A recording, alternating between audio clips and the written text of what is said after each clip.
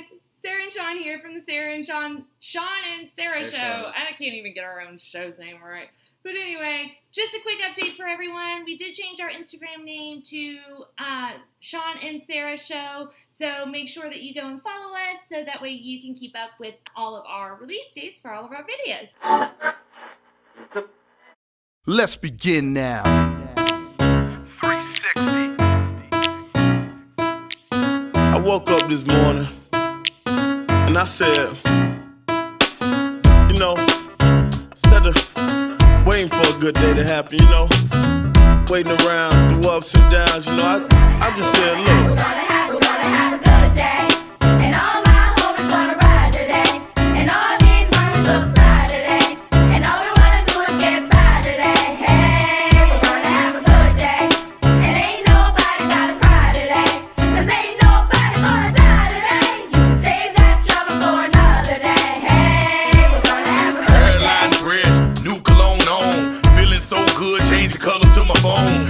Orange Kool-Aid, go good with Patron. No, hell no. It's still my ringtone, free car wash. Had to clean up the Dodge. Give back when I can, just playing my part. Church folks had a fish fry, mustard, hot sauce, light bread, french fries. Love for the big guy, hit the park. Boys showing off their house. Nappy roots on the radio, and you know it about last night to hit the big three. Bought some Air Force Ones, 4 tall tees. Man, I'm loving BG. Good day, and all my homies wanna ride today, and all these mommies look fly today, and all we wanna do is get by today. Hey, we're gonna have a good day, and ain't nobody gotta cry today, 'cause ain't nobody gonna die today. You can save that trouble for another day. Hey, we're gonna have a good day.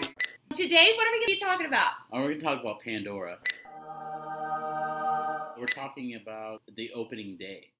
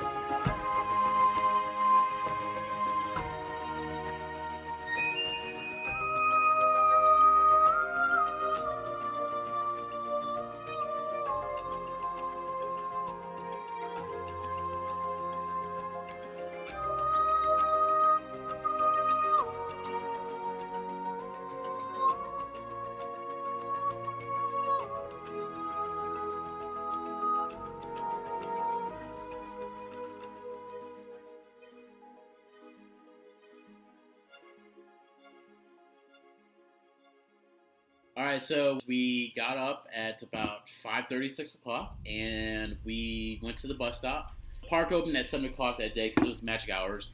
I said, there's no way someone's going to be there at 6:30 in the morning. Literally, you proved me wrong on that day. The previous day, you said, you just wait, and literally there's a line full of people. We got there about 6:45-ish, 6:50. And once we got into Pandora, we went straight to the left to the Navi ride. The standby queue definitely had a lot of Navi relics throughout it. And then they had a sacrificial, or what looked like a sacrificial sort of maybe ceremony area that you saw right before you went into the building. It is a boat ride. It's very similar to many of the other classic Disney boat rides, like in Mexico, Small World, Pirates of the Caribbean. However, for this one, there wasn't really like a fluctuation of a story or a narrative. It was more of all of the creatures or the creatures life that inhabited Avatar. They all Pandora, were going I should and say. meeting towards their god, deity, queen.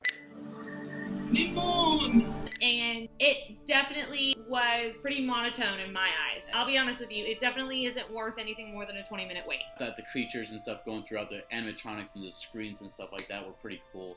It is something that I would do, but it would be something that if there was an extra magic hour in the morning during our stay, I would go for that and head straight there. Make sure to get it out before everybody else heads into the park.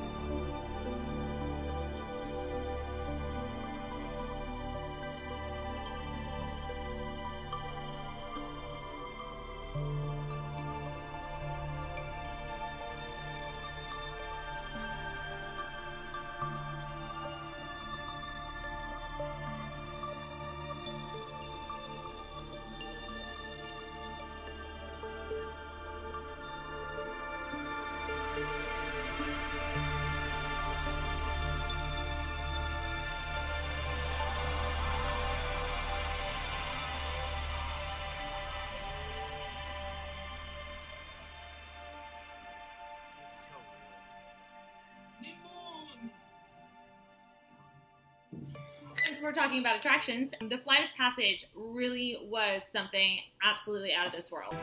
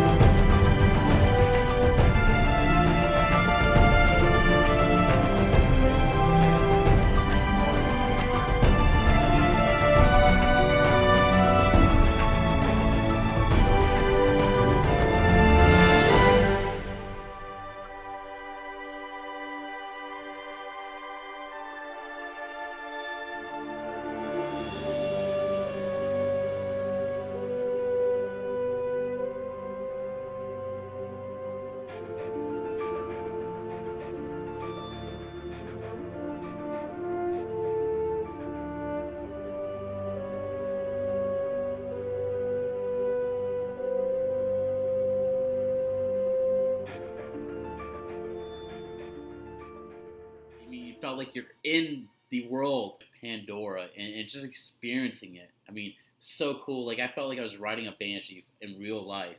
You have your glasses on. When you go into the loading area, your seat is actually like a motorcycle. Then there's almost like a garage door in front of you. So that then opens up whenever the ride starts, and it opens up and you go, and then there's a huge screen, and it's very similar to Soarin' in that if you look around, you're going to see other people. The graphics are something that it's so unbelievably tangible. I mean, you literally feel it breathing. I mean, you feel the vibrations of a banshee breathing. I mean, so what he's referring to is your actual seat that you're in.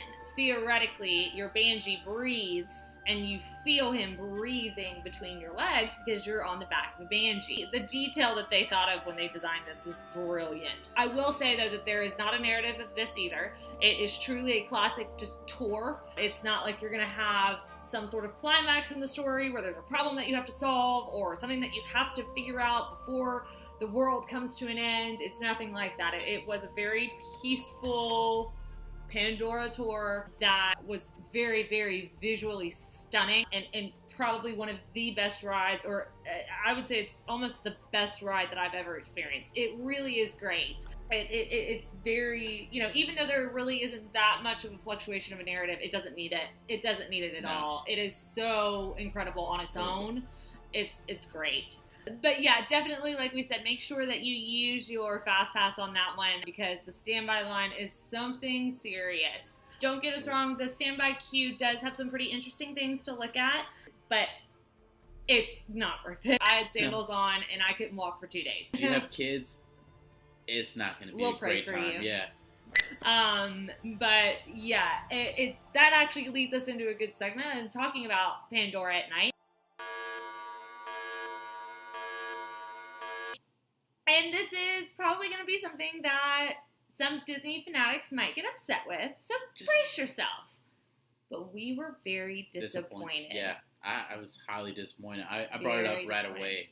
I was like, just seeing the actual movie, and I was expecting something more like, not neonish. So we need to tell them, though, what's wrong. Okay, so what was wrong is that I felt that it needed to be a little bit brightened up a little. It needed to be brightened up a lot. We were anticipating Pandora at night to illuminate at night in a way that you could see everything. And it was, in the movie, it really comes across as though it's almost like you don't need an extra, like, headlamp to be able to see where you're walking.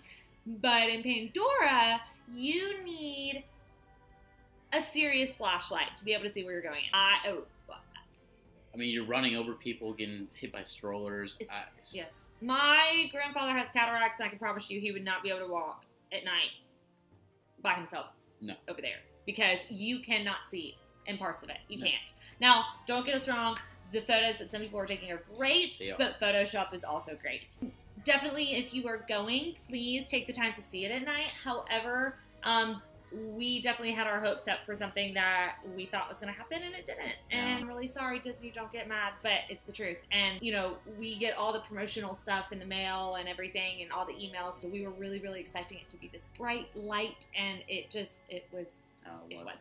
It didn't feel lifelike. No, it really felt didn't. Dead. And the whole purpose of Pandora is the connection and life and how everything is lives together. Off of each other. And this was more like the lights were just there. The lights had no purpose. The glows were not significant enough to show the land breathing and to show the land reacting and to show the land interacting. And I don't know if it was difficult to do because of the sheer, the sheer amount of people that are going to be coming through. It was very hard to create a land that could interact with so many people at the same time. However, it just felt like they gave a bunch of drunk toddlers cut off glow sticks and they just started shaking them everywhere. That's what I said. There was no purpose. And to some of the stuff, you know, especially the ground. The ground looks like the ground looks like a rave, but after you've picked up all the trash. Yeah. But that's just our opinion, you know, and we may be riding them a little too hard, but we were really heartbroken because we really expected it to glow like the night sun or something. And expecting something magical. No. It was like, meh. Yeah. But anyway, thankfully, the food totally made up for it. Yes. Food is awesome. We talked about that in our last video. It's number one on my top 5 places to eat in Disney. We did have all 3 meals there. Absolutely incredible food. What did you have? The French toast and that was breakfast. Yeah, you had French toast with it came with some sausage links in there as well. Yeah.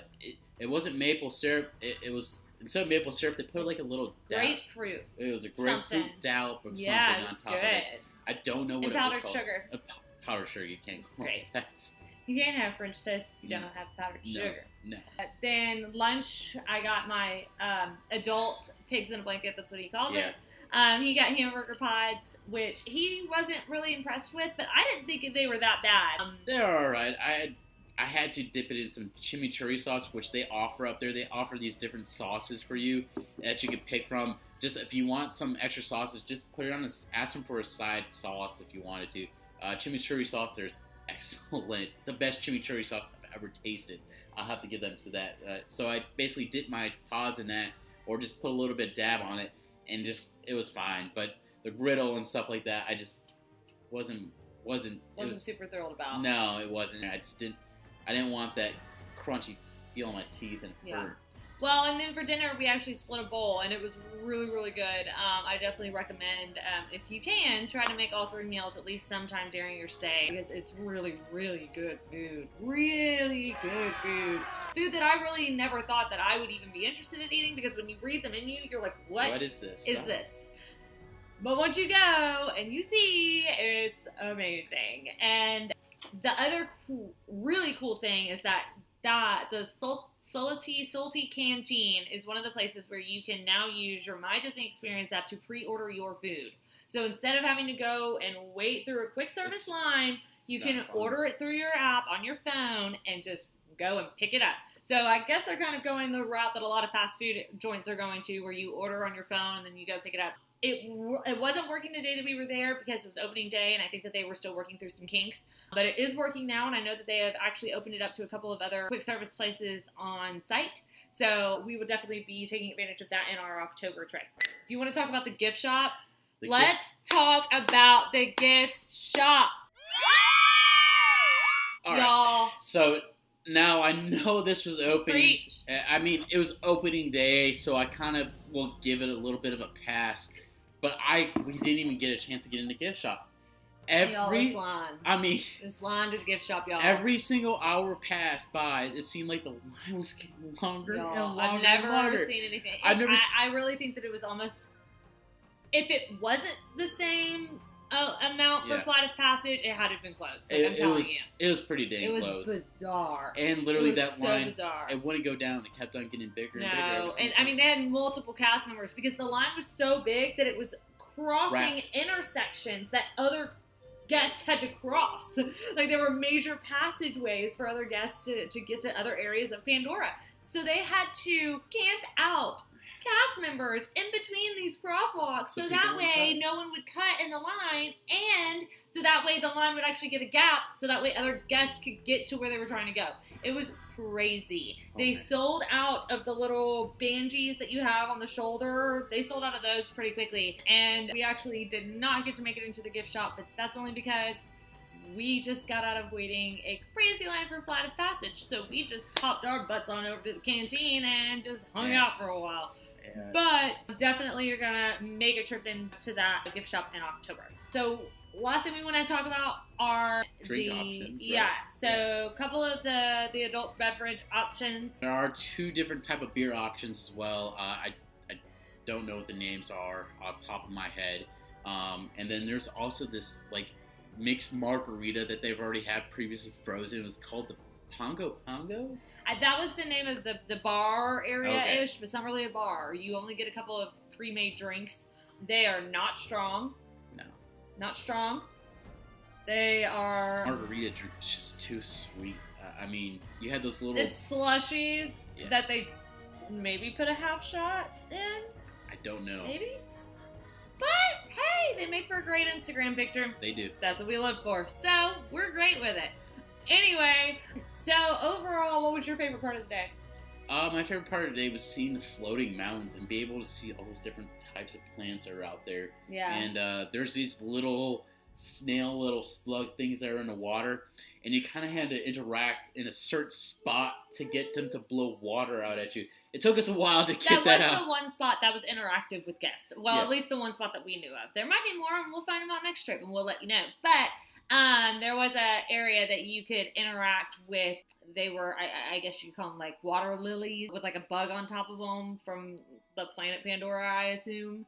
And they will squirt water there's a motion sensor, obviously, that is watching you. But if you move around a bunch, they'll actually like squirt water at you. So he had a whole bunch of fun playing with those.